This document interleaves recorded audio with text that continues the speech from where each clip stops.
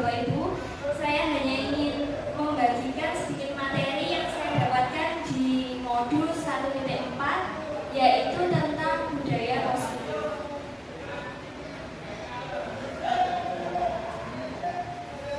Kemudian saya ingin memperkenalkan diri. Nama saya Sarila Vita Ayu Kasyanto Putri. Saya CGP Angkatan 11 dari SDN 3, kelas 153B dari Kota Mikuti.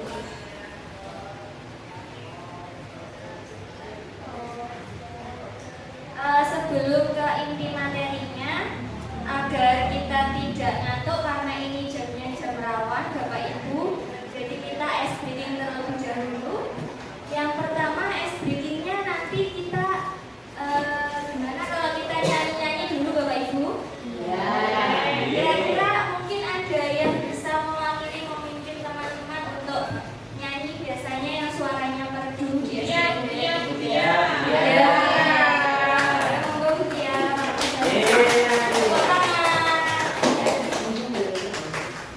Terima kasih. Monggo Bapak Ibu bisa berdiri biar kita semangat.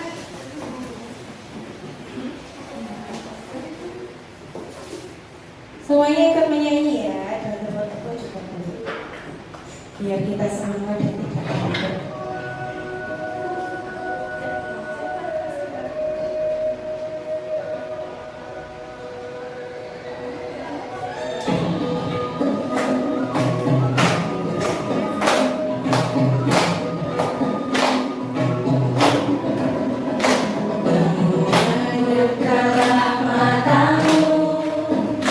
Saat yang ada di mimpimu,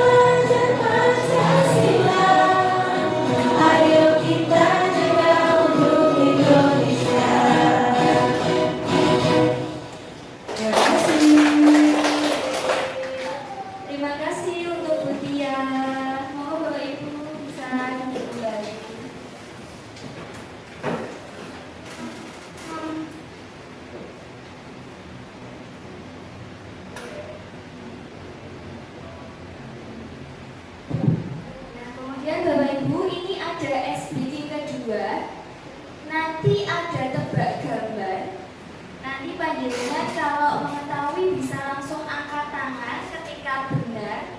Nanti hadiahnya ada voucher 5K yang bisa diambil di Bu Ari gitu Bapak Ibu. Jadi peraturannya ketika nanti saya munculkan soalnya itu ada gambar, jadi jenengan tebak kira-kira itu kota apa.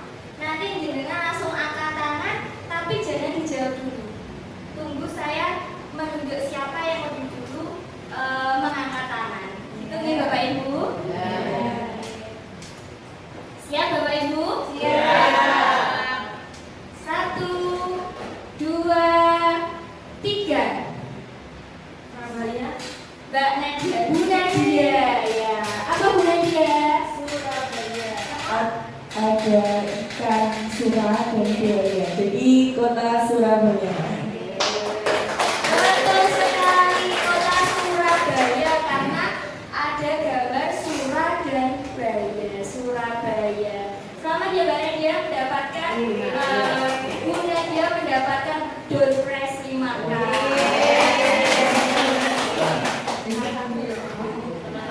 Untuk pertanyaan yang kedua, siap Bapak Ibu? Siap. 1, 2, 3. Ayo Bu Tasya mau angkat tangan. Belum tahu jawab. Bu Sakti ya, ayo Bu Sakti. Kota Madiun. Iya betul sekali Madiun. Ini ada gambar madu, U-nya diganti I jadi madi. Ditambah unta, T-nya diraih jadi madiun. Itu ya Bapak Ibu. Selamat ya Mbak Septi, Bu Septi mendapatkan door prize. Karena di sini gurunya muda-muda jadi biasa memanggil Mbak. Kamu tuh ya Bapak Ibu. Sudah siap ke pertanyaan yang ketiga? 1, 2, 3. Ayo siapa Bu, Bapak, ayo Bapak. Ya Bu Feni dari Bandar, ayo. Oh iya, apa Bu? Apa Bu? Oke, betul.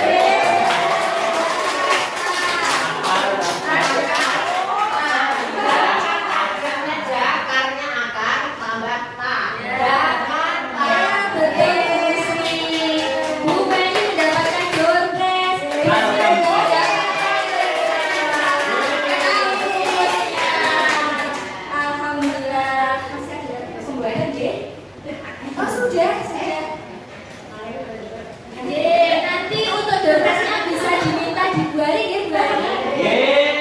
Alhamdulillah. Oke Bapak Ibu, jadi pada hari ini konsep inti materi kita itu tentang budaya positif.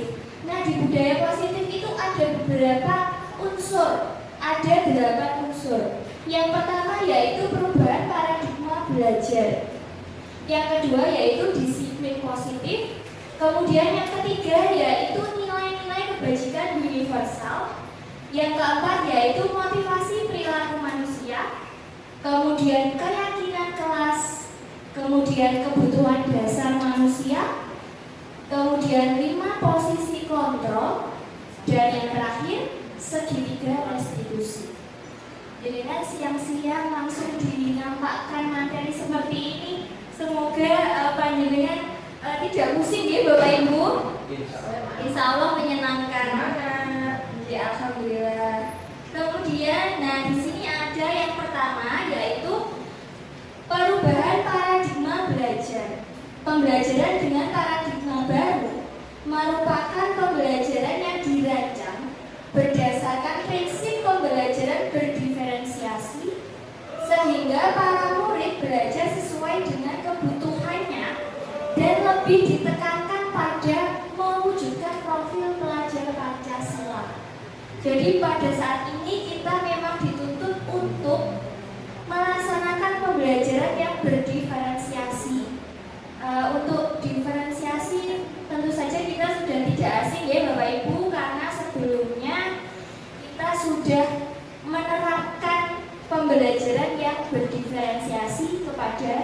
siswa. Tentang pembelajaran diferensiasi Bapak Ibu, mungkin ada yang ingin mengutarakan pendapatnya tentang pembelajaran berdiferensiasi.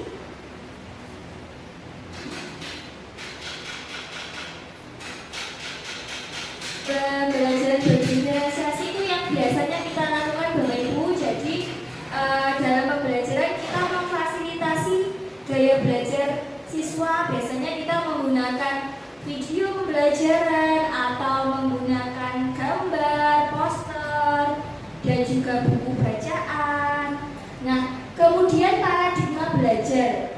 Paradigma belajar yang zaman dahulu kita lebih sering menggunakan teacher center atau pembelajaran bersenter kepada guru. Guru di depan berceramah, murid-murid di belakang mendengarkan. Nah, pada paradigma belajar yang baru ini kita dituntut untuk student center atau pembelajaran berpusat kepada murid. Jadi kalau zaman dahulu kelas itu yang bagus jika kelas itu tenang. Jika kelas itu tenang, tidak ada suara, memperhatikan guru. Tetapi sekarang ini siswa dituntut untuk merdeka dalam belajar. Jadi dia bisa kelas yang gaduh tetapi siswanya aktif lebih baik daripada kelas yang hanya diam karena diamnya takut. Tetapi belum tentu dia bisa menyerap ilmu yang kita sampaikan. Itu nih Bapak Ibu, jadi paradigma belajar yang dulu dan sekarang memang ada sedikit perubahan. Dan mungkin memang ada plus minusnya. Di setiap perubahan pasti ada plus minusnya ya Bapak Ibu. Kemudian materi yang kedua yaitu tentang disiplin positif. Disiplin positif adalah pembiasaan-pembiasaan yang baik mencakup sikap atau perilaku maupun tutur kata. Nah, disiplin positif ini diharapkan bukan hanya kepada siswa, tapi kita sebagai guru juga harus menerapkannya sebagai contoh atau tauladan untuk siswa kita. Seperti semboyan Ki Hajar Dewantoro, mungkin Bapak Ibu ada yang masih ingat semboyan Ki Hajar Dewantoro yang ada 3.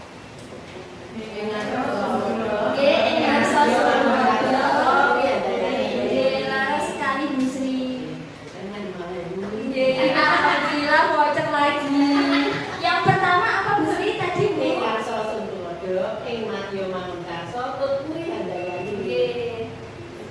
Engarso Somtulodo ini. Engarso Somtulodo itu artinya di depan kita memberikan contoh. Nah itu sangat sesuai dengan kita sebagai seorang guru ya Bapak Ibu. Terus yang kedua apa tadi Bu Sri? Madyo Mangunkarso. Di tengah kita memberikan dorongan atau motivasi. Kemudian Tutmuri Handa Yani di belakang memberikan dukungan serta motivasi kepada anak-anak. Kemudian sebagai pendidik kita berperan dalam mewujudkan murid yang memiliki kesadaran diri sehingga mereka berperilaku mengacu kepada nilai-nilai universal dan memiliki motivasi dalam diri menuju perubahan perilaku ke arah yang lebih baik. Saya percaya kalau di SDN Daerah 3 ini Bapak Ibu gurunya sudah sangat memberikan contoh, sudah sangat menerapkan 3 semboyan dari Ki Hajar Dewantoro. Buktinya setiap pagi kita sudah datang menyambut anak-anak di depan gerbang. Pasti dengan begitu akan tumbuhnya kesadaran anak-anak jika mereka, oh Bu Guru saja datangnya pagi, pasti aku juga seharusnya lebih semangat untuk datang pagi. Kemudian selanjutnya yaitu ada nilai-nilai kebajikan universal. Nilai yang merupakan tujuan mulia yang ingin dicapai setiap individu. Setiap perilaku atau perbuatan memiliki tujuan menurut Dr. William Glaser tentang teori kontrol. Kemudian seorang yang memiliki disiplin diri berarti mereka bisa bertanggung jawab terhadap apa yang dilakukannya karena mereka mendasarkan tindakan mereka pada nilai-nilai kebajikan universal.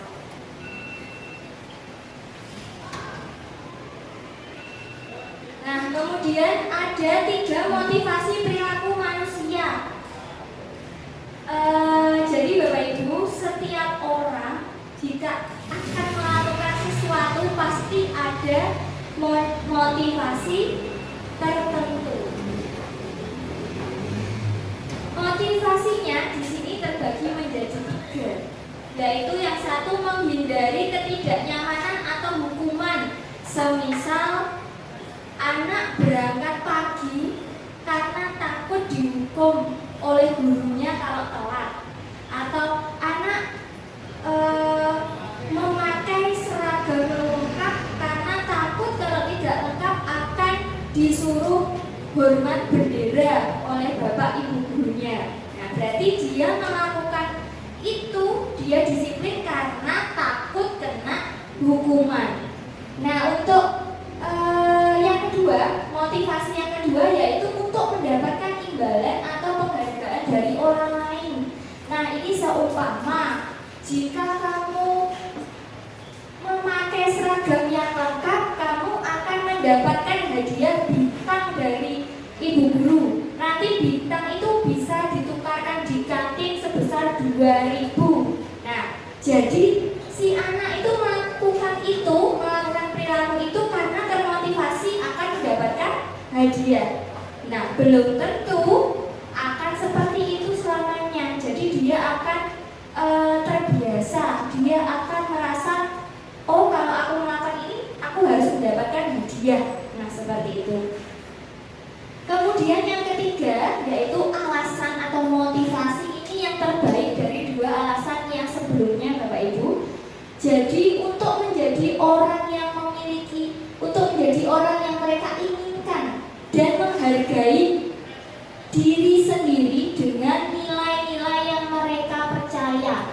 Jadi seumpama dia datang tepat waktu, memakai seragam lengkap, itu memang karena keinginan dirinya sendiri. Karena contoh dia ingin membuktikan, oh aku sekarang sudah kelas 5, jadi aku harus bisa jadi contoh bagi adik-adik kelas. Nah, seperti itu. Kalau untuk Bapak Ibu guru juga seperti itu. Ini sebagai contoh adalah partner saya Bapak Ibu, Bu Sri. Ini ketika piket selalu datangnya selalu paling awal, memberikan contoh bagi Bapak Ibu guru yang lain. Bukan hanya tentang piket, tapi ketika ada tugas atau apapun, Bu Sri dan Bu Sumia selalu paling awal selesainya. Beri tepuk tangan Bapak Ibu.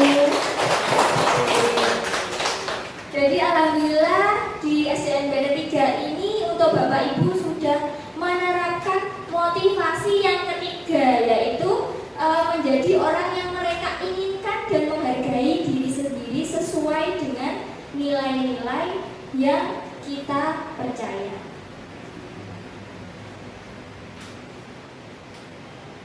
Nah, kemudian ini ada kasus ya Bapak Ibu, nanti kita pecahkan bersama-sama. Kasus yang pertama ada Iva kurang menguasai pelajaran matematika. Sehingga pada saat pelajaran tersebut berlangsung, dia lebih banyak berdiam diri atau menggambar di buku pelajarannya. Pada saat guru matematikanya, Pak Seno namanya, menanyakan pertanyaan pada Iva menjadi gugup dan tak sengaja menjatuhkan tasnya dari kursi, serta tiba-tiba menjadi gagap pada saat berupaya menjawab. Seluruh kelas pun tertawa melihat perilaku Iva yang berbicara tergagap. dan terkejut tersebut.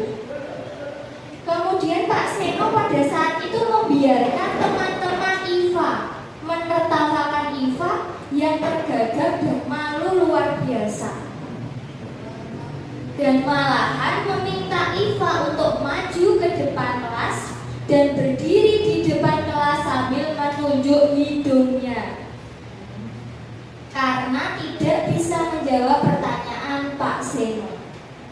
Kelas semakin gaduh dan anak-anak pun tertawa melihat IVA di depan kelas memegang hidungnya.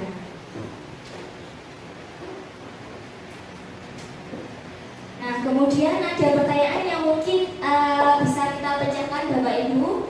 Yang pertama, pertanyaannya, apakah Anda setuju dengan tindakan Pak Seno terhadap IVA? Kemudian mengapa? Kalau semisal saya setuju karena alasannya apa? Mungkin Bapak Ibu ada yang mau berpendapat. Betul apa kita di sini membacakan masalah bersama, atau saya slide yang kasus tadi saya perlihatkan lagi.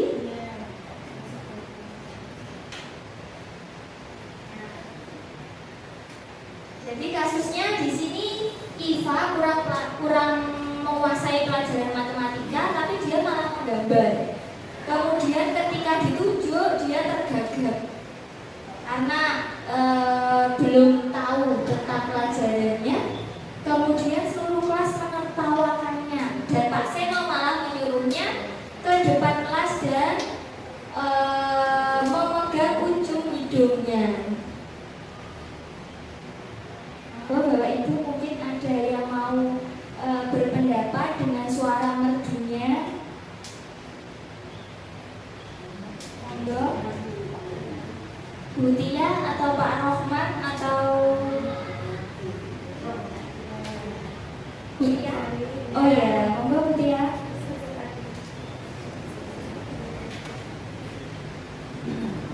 Terima kasih Bu Sari. Saya ingin mencoba untuk menjawab pertanyaan yang ada di depan. Apakah Anda setuju dengan tindakan Pak Seno terhadap IVA? Mengapa? Kalau saya tidak setuju atas tindakan dari Pak Seno karena itu kurang tepat dan tidak sesuai dengan prinsip dari Merdeka Belajar. Dan yang kedua, menurut Anda tindakan Pak Seno terhadap IVA adalah sebuah hukuman atau konsekuensi? Mengapa? Seperti yang dijelaskan oleh Bu Sally tadi, di setiap hukuman atau konsekuensi selalu ada prinsip-prinsip yang harus dilaksanakan oleh guru. Jadi hukuman yang dilakukan Pak Seno terhadap IVA itu kurang tepat karena tidak sesuai dengan pembelajaran berdiferensiasi. Terima kasih. Terima kasih Bu Tia. Ini tadi sebenarnya menjawab satu pertanyaan saja cukup, tapi karena Bu Tia memang sudah handal, langsung dijawab dua-duanya. Tepuk tangan Bapak Ibu untuk Bu Tia. Jadi untuk pertanyaan yang pertama tadi, apakah Anda setuju dengan tindakan Pak Seno? Tentu saja kita tidak setuju ya Bapak Ibu. Mengapa? Karena ketika Pak Seno menyuruh si IVA untuk maju ke depan dan memegang hidungnya, berarti secara tidak langsung itu menjatuhkan mental anak nih Bapak Ibu. Nah, seharusnya kita tidak boleh seperti itu. Kemudian yang kedua, menurut Anda tindakan Pak Seno terhadap IVA adalah sebuah hukuman atau konsekuensi? Nah, mengapa? Kalau hukuman Bapak Ibu, hukuman itu lebih cenderung ke hukuman yang menggunakan fisik. Contoh, berdiri di depan kelas memegang hidung, hormat bendera, atau berjongkok atau lari, itu termasuk hukuman. Sedangkan konsekuensi itu adalah sesuatu yang harus dia lakukan agar dia bertanggung jawab atas tindakannya. Perbedaannya lagi lagi Bapak Ibu, kalau hukuman itu guru langsung, ayo kamu lari, ayo kamu hormat bendera. Tapi kalau konsekuensi itu sebelumnya kita sudah membuat kesepakatan kelas, ya membuat kesepakatan kelas atau keyakinan kelas. Jadi sudah disepakati antara guru dan siswa. Kemudian ketika dia melanggar, dia sudah tahu konsekuensinya apa. Begitu. Mungkin sampai sini ada Bapak Ibu yang ingin bertanya atau ada masukan? Sudah? Terima kasih. Nah, di sini ada dihukum dengan penghargaan. Nah, tadi sudah kita singgung sedikit ya Bapak Ibu. Jika kita berulang kali menjanjikan hadiah kepada murid untuk bertanggung jawab, itu sama halnya kita sedang beranggapan mereka tidak dapat melakukannya, atau mereka tidak akan memilih untuk melakukannya jika tidak ada penghargaan. Karena mereka akan terbiasa, oh aku kalau melakukan ini berarti aku akan mendapatkan hadiah.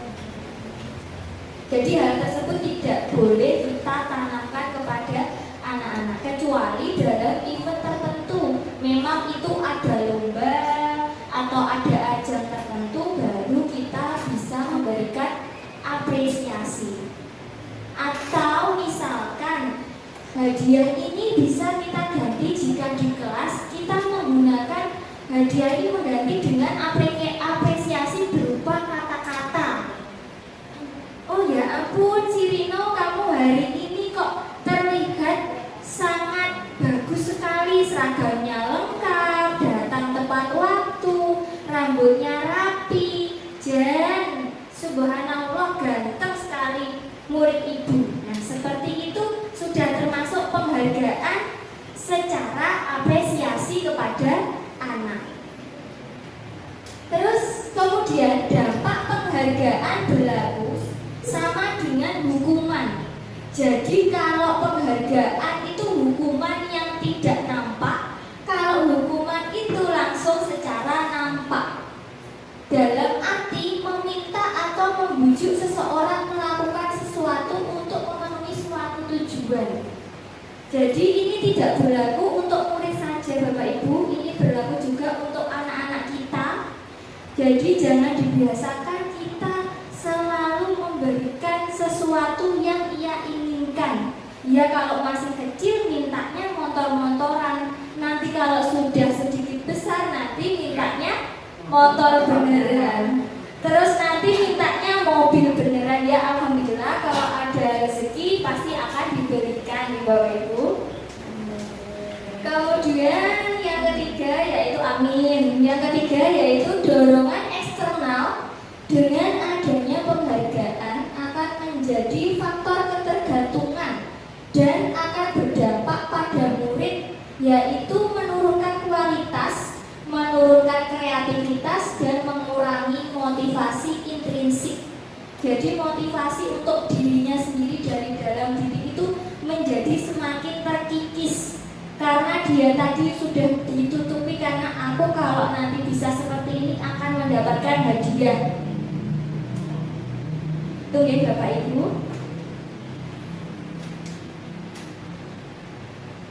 Nah kemudian kita menjawab secara bersama-sama ya Bapak Ibu. Di sini kita tentukan kira-kira nomor 1 sampai 4 ini mana yang hukuman dan mana yang konsekuensi. Yang nomor 1 ada mencatat 100 kali di dalam buku kalimat saya tidak akan terlambat lagi karena terlambat ke sekolah. Ini kira-kira apa Bapak Ibu? Konsekuensi. Ada yang menjawab hukuman?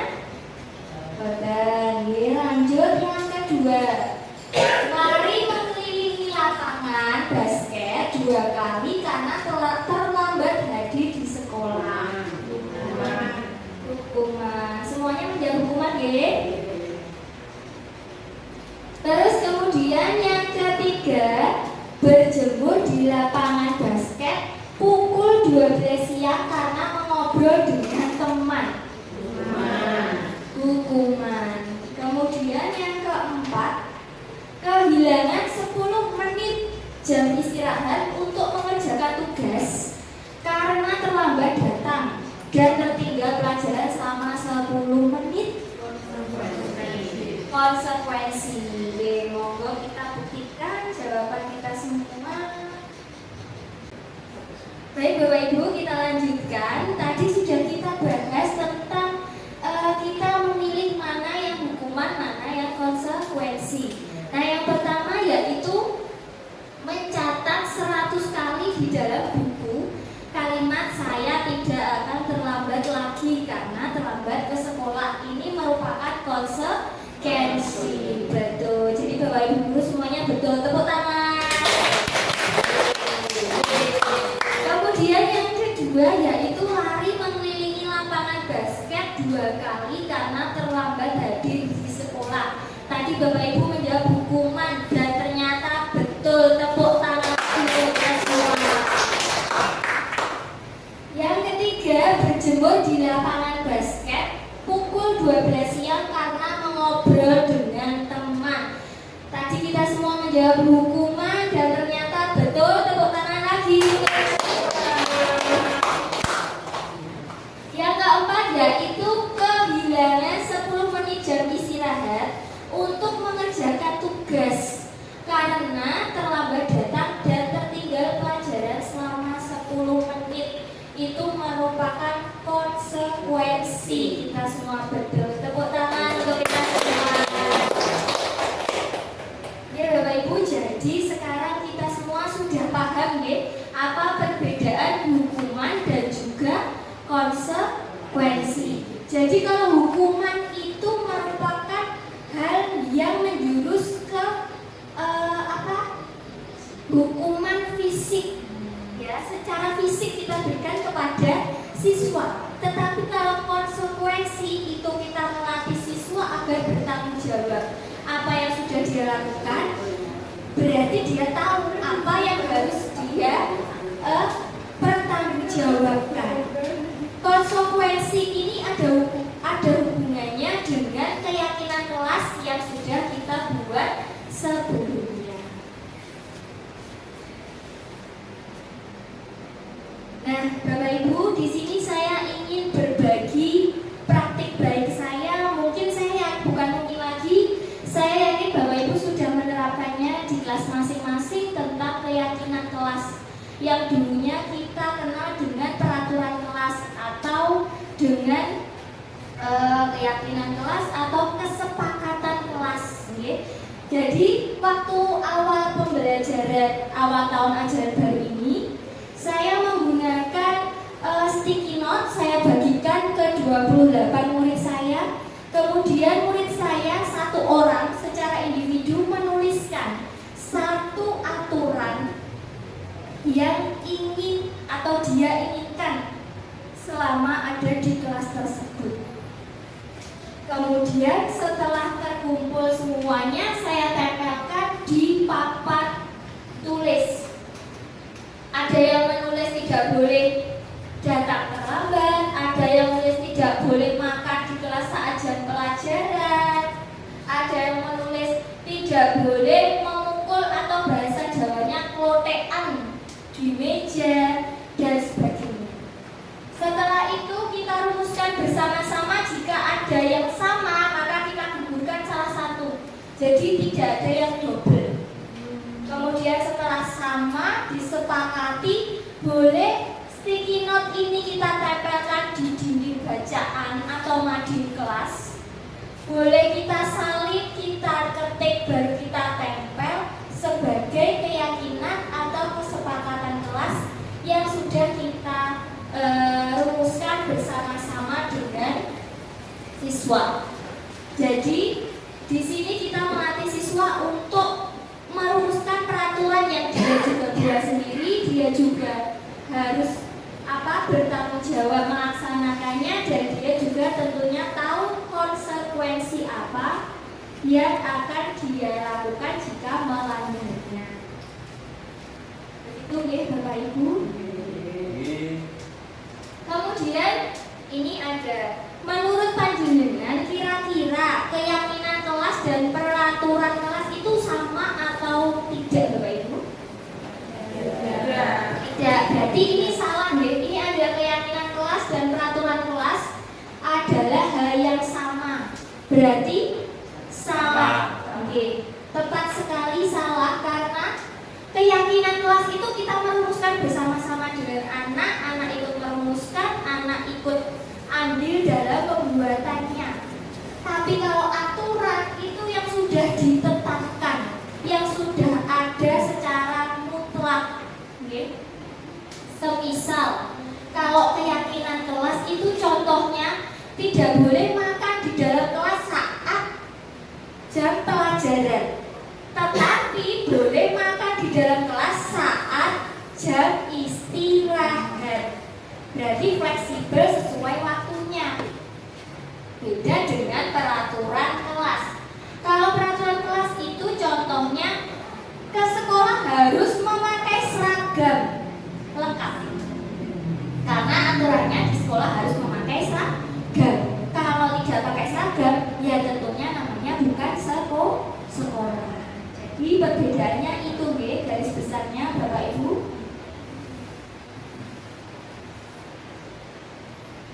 Nah, ini ada narasinya, paragrafnya tentang keyakinan kelas dan peraturan kelas.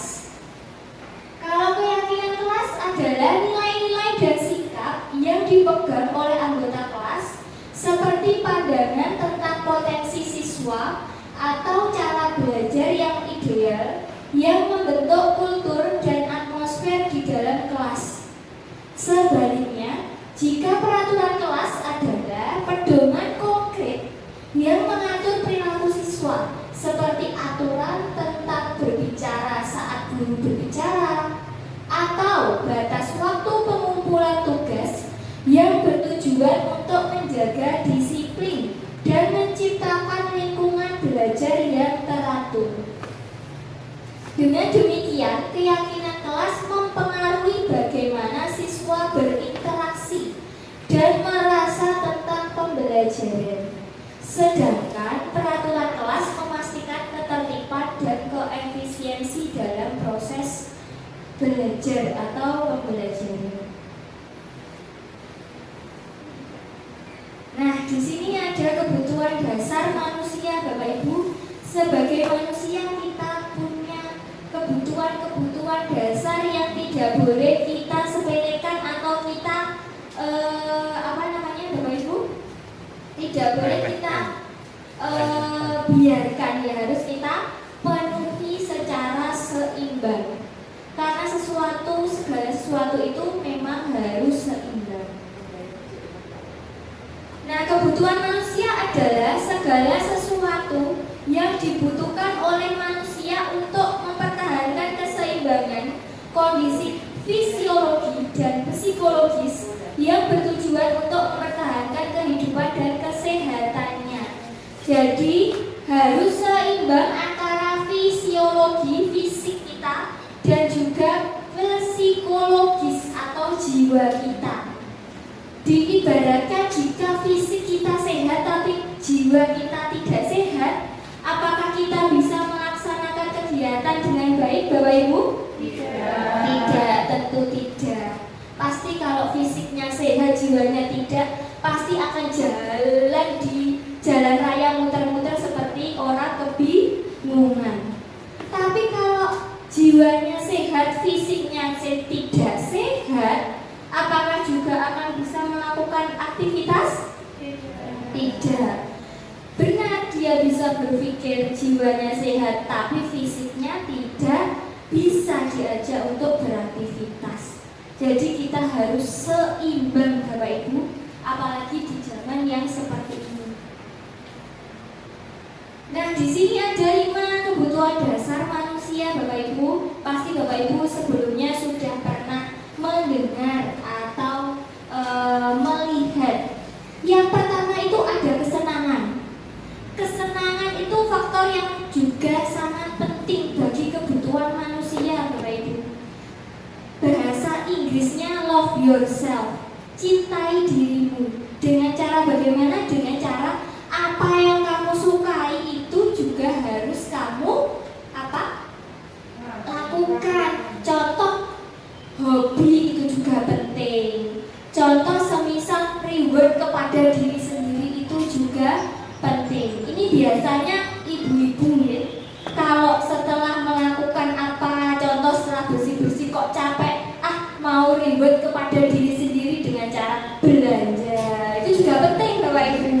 Terus kalau bapak-bapak juga gitu, ini enaknya ngopi, ya boleh, itu juga termasuk kesenangan. Ada yang suka mancing, ada yang suka healing ke pantai, boleh ya. Itu hal yang memang harus kita lakukan untuk menjaga kesehatan psikologis kita. Yang kedua adalah cinta dan kasih sayang. Nah, cinta dan kasih sayang ini sangat amat kita butuhkan ya, terutama dukungan dari keluarga, dari pasangan jika sudah memiliki, dari rekan kerja terutama nih Bapak Ibu. Kalau kita itu sudah capek tapi rekan kerja kita tidak saling sayang ya, bukan kita ya, sayang, maka acuh tak acuh, tidak peduli, itu akan menambah rasa capek kita. Tetapi kalau saling sayang, saling peduli, saling mendukung, kerjaan seberat apapun pasti akan terasa ringan. Alhamdulillah BD3 semuanya saling menyayangi, saling mengayomi. Amin ya Allah. Kemudian yang ketiga, kebebasan. Kebebasan ini maksudnya kebebasan berpendapat, kebebasan memilih kesukaan, kebebasan menentukan hal apa yang kita inginkan, tetapi tetap pada norma-norma yang ada. Kemudian yang keempat, yaitu penguasaan. Penguasaan ini yang dimaksud yaitu setiap orang yang lahir itu pasti sudah dikasih mukjizat atau bakat sendiri-sendiri yang ada pada dari dalam dirinya. Semisal ada yang memang handal dalam segi IT, teknologi, ada yang handal dalam segi komunikasi dengan orang lain, ada yang handal dari segi penyusunan materi berkas ataupun dokumen-dokumen, ada yang handal tentang keuangan, ada yang handal mengatasi siswa, dan masih banyak lagi. Ketika ada yang merasa saya kok nggak punya bakat apa-apa, itu berarti belum menemukan passion yang ada pada dirinya. Padahal sebenarnya ada, tapi belum dirasa. Orang lain bisa merasa, tapi diri sendiri kadang tidak merasa. Seperti kita memakai parfum sudah banyak, tapi kita sendiri nggak mencium. Ini jadi parfum mabuk, nopo boten nyata ya Bapak Ibu. Ternyata seperti itu, ibaratnya seperti itu. Kemudian yang kelima yaitu bertahan hidup. Bertahan hidup itu memang benar, bekerja mencari uang untuk makan, untuk kehidupan, betul itu. Nah, tetapi ada yang perlu lagi bertahan hidup itu bukan hanya mencari uang Bapak Ibu. Ada hal sepele yang kadang itu kita sepelekan. Semisal lapar atau jam siang tapi tidak kunjung makan, itu namanya tidak menjaga atau tidak bertahan hidup Bapak Ibu ya. Jadi harus makan tepat waktu nih Bapak Ibu. Malah kalau bisa makan terus buat nopo-nopo. Kayak teman saya ini. Bahaya. Ya. Jadi semisal waktu makan siang ya harus cepat-cepat makan. Kadang kita sebagai guru baru duduk di kantor, anaknya sudah utuk, Bu, si A berantem, Bu, si A ngompol, Bu. Dan memang seperti itu. Jadi ketika kita ada kesempatan, kita ya ngemil roti lah sepotong. Nanti kalau sudah longgar baru makan. 5 potong. Potongannya yang besar, maksudnya seperti itu. Nah, jadi kesehatan itu sangat penting ya Bapak Ibu, apalagi guru itu kerjaannya banyak pada zaman saat ini. Bukan hanya mengajar, tapi juga banyak administrasi, banyak tugas-tugas. Belum lagi nanti di rumah, belum tentu di rumah langsung bisa ada waktu untuk makan, kadang lupa. Jadi kesehatan itu perlu untuk bertahan hidup. Mencari uang itu perlu, tapi kesehatan nomor 1.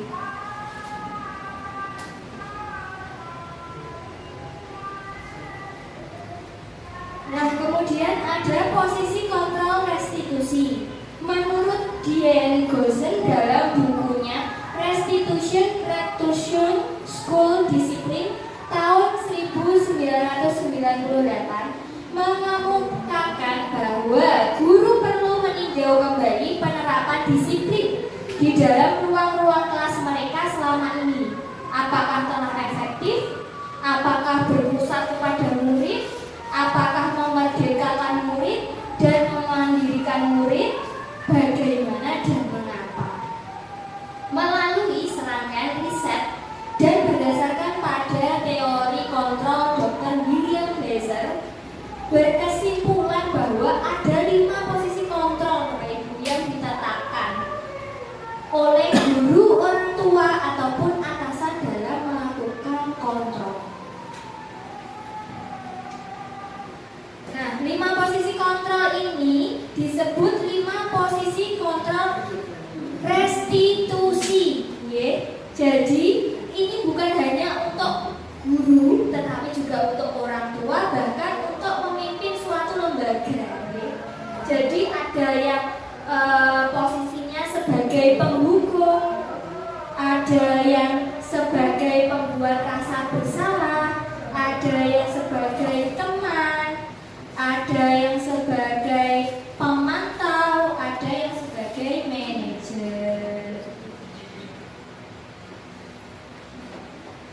Nah, ini contohnya sebagai penghukum Bapak Ibu. Contoh, jika siswa semisal tidak memakai atribut saat upacara bendera, kalau sebagai penghukum pasti kita contohkan sebagai guru ya. Kalau sebagai penghukum pasti langsung, loh Lek, sama gak les sabuk, ya wis kan ngadep berdiri.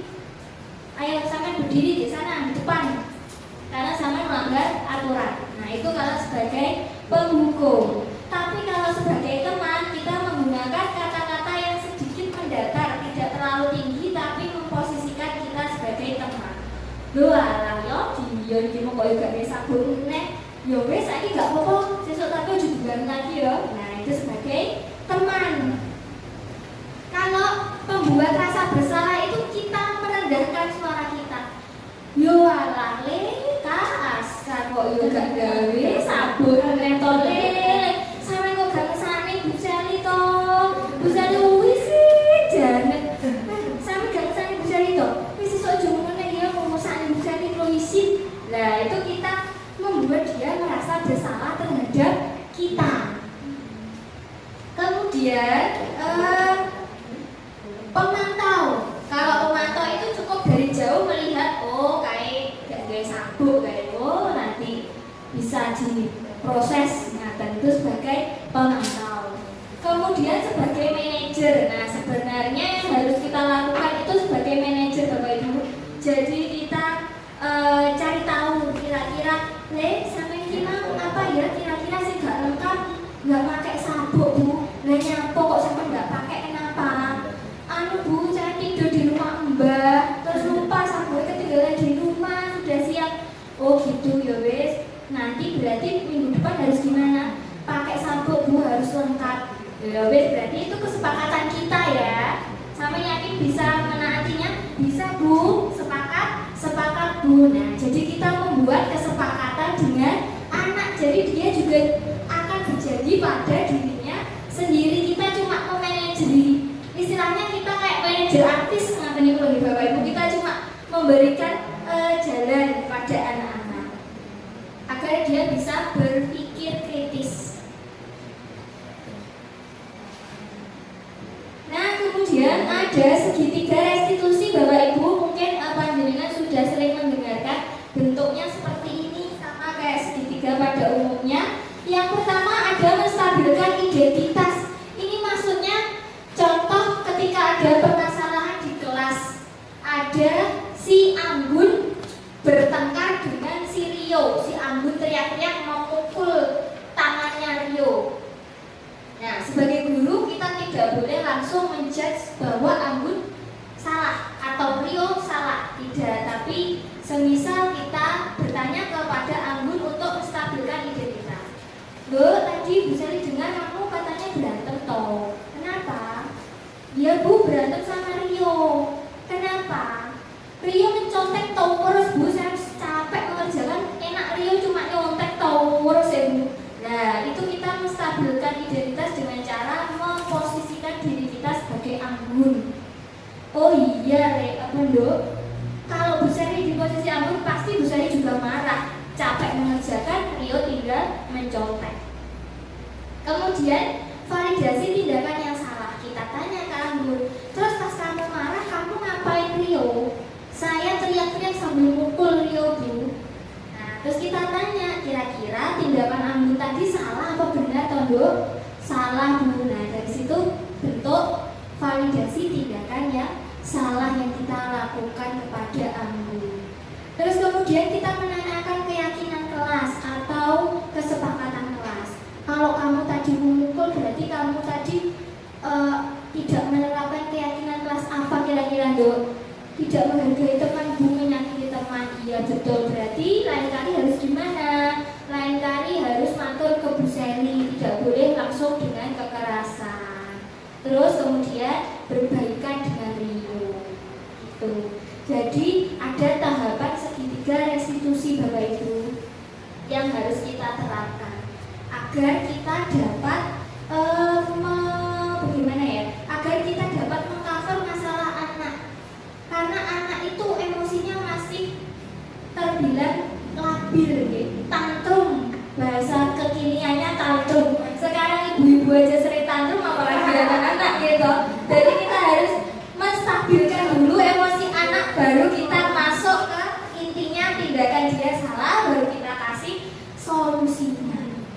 Ibaratnya perlahan-lahan tapi pasti. Nah, ini ada pembahasannya ya, tapi sudah saya jelaskan tadi. Kita lanjut saja nih Bapak Ibu, sudah saya jelaskan tadi tentang menstabilkan identitas. Kita memposisikan sebagai siswa, kemudian validasi tindakan yang salah. Kita menyimpulkan tindakannya dia salah apa benar, dia juga menyimpulkan. Kemudian menanyakan keyakinan yang sudah kita sepakati bersama. Nah, kemudian yang terakhir ini ada refleksi Bapak Ibu. Ini saya mohon suara merdunya dari Bapak Ibu. Ini tidak ada benar salah, semuanya kita di sini belajar ya Bapak Ibu. Ada 3 refleksi untuk kegiatan kita pada hari ini. Yang pertama, hal baik apa yang sudah saya lakukan hari ini? Jadi boleh yang sudah saya lakukan hari ini materi atau apapun itu boleh. Cinten yang mau mengeluarkan suara merdunya. Oh iya, Bu Najia. Monggo Bu Najia. Ya, terima kasih Bu Sari atas ilmu yang disampaikan tadi. Kita tadi mendapatkan ilmu yang sangat banyak, mulai dari punishment dan reward itu bagaimana.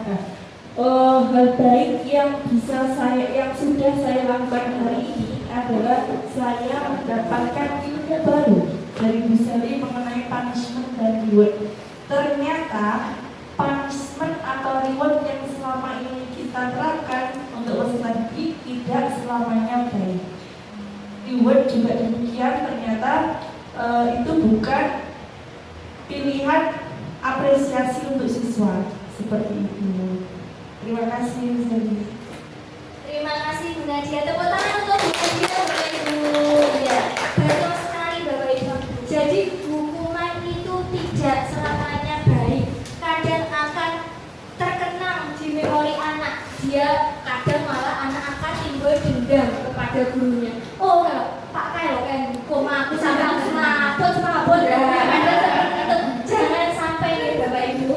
Terus pertanyaan yang kedua, hal apa yang bisa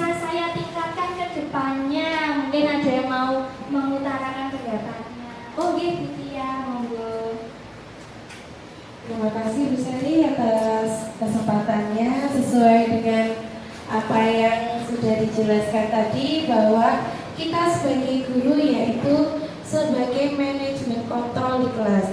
Jadi kita harus membuat kesepakatan atau keyakinan kelas baik dari guru dan juga dengan siswanya untuk mendapatkan apa yang harus kita lakukan dan konsekuensi apa yang kita dapatkan apabila kita melanggar, dan itu sudah disepakati oleh seluruh warga kelas. Terima kasih.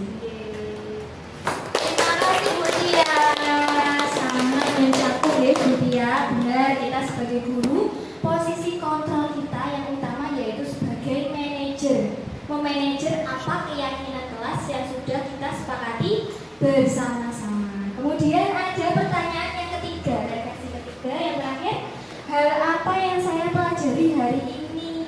Mungkin ada bapak atau ibu yang berkenan menjawab. Wika, monggo Wika.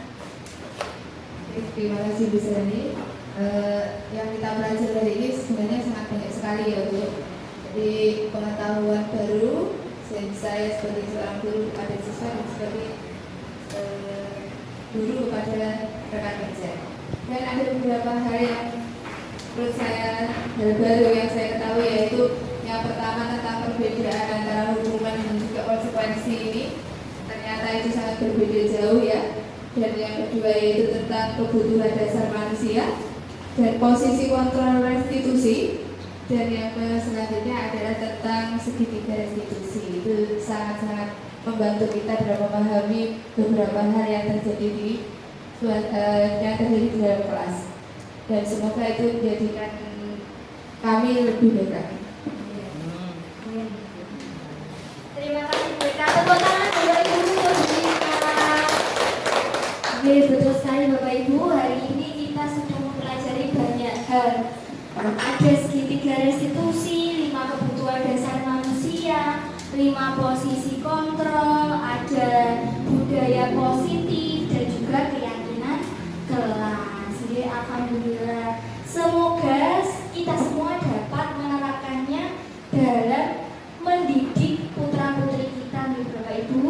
Amin. Amin. Selanjutnya,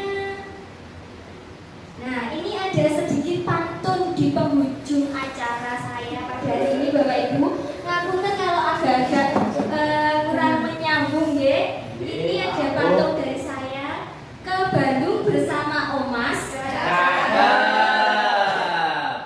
Pulangnya lewat jalan Sawo Jajaran. Mari wujudkan generasi emas. Guru merdeka mengajar, murid merdeka belajar.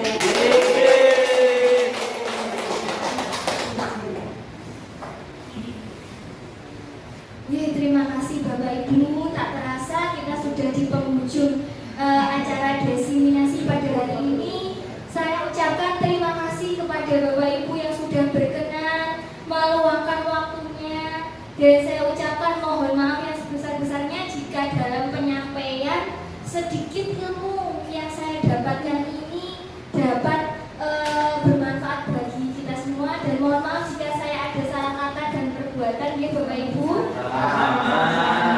Di sini sekali lagi saya tidak bermaksud untuk menggurui, tapi saya hanya ingin berbagi sedikit materi yang saya dapatkan pada modul 1.4 tentang budaya positif pada program guru penggerak angkatan 11 ini.